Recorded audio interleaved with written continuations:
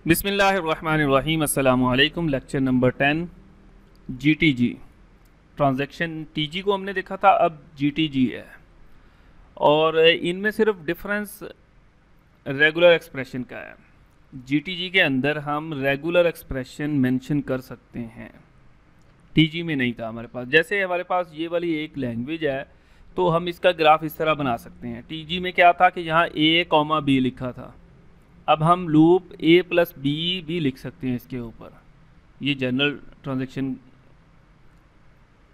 Graph होगा।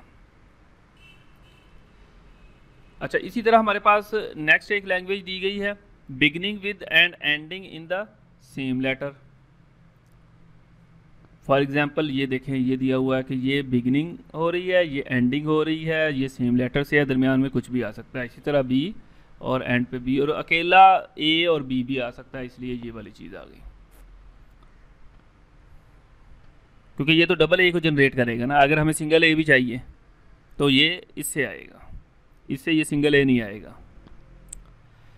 अच्छा, इसकी रेगुलर एक्सप्रेशन डिफरेंट भी बन सकती है, प्लस के साथ भी बन सकती है ये वाली चीज़। अच्छा, ये हमारे पास अब डायग्राम है इसका, देखें। ये ए प्लस का मतलब कि ए बहुत टाइम्स शुरू में बहुत दफ़ा आ सकता है, एक दफ़ा आ सकता है, फिर उसके बाद दरमियान में बी बहुत दफ़ा आ सकता है। अच्छा, ये भी फाइनल स्टेट है और यहाँ देखिए फाइनल स्टेट नहीं है।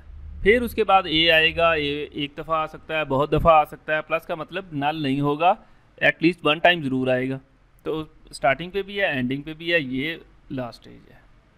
इसी तरह बी से स्टार्ट हो रहा है, ये दरमियान में ए, और फिर उसके बाद दरमियान लास्ट पे बी कितनी ही टाइम्स आ सकते हैं। अब इसी तरह हमारे पास आ गया है कि beginning and ending in the different letters. B से स्टार्ट हो रहा है, ए पे ख़त्म हो, ए से स्टार्ट हो रहा है, बी पे ख़त्म हो। ऊपर वाले ग्राफ को भी हम इसी तरह बना सकते हैं, बट इसमें और इसमें सिर्फ डिफरेंस ये है कि सिंगल लेटर भी है, इसमें सिंगल लेटर नहीं आएगा।